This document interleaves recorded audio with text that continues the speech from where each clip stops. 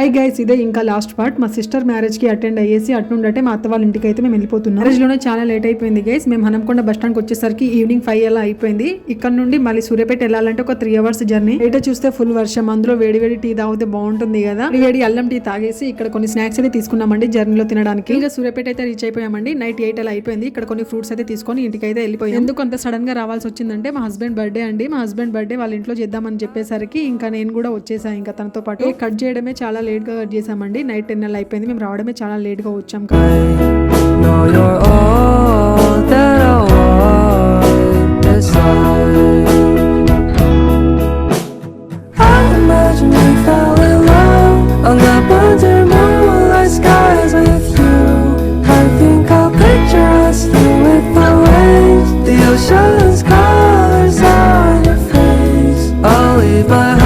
Thanks for watching guys. Bye bye.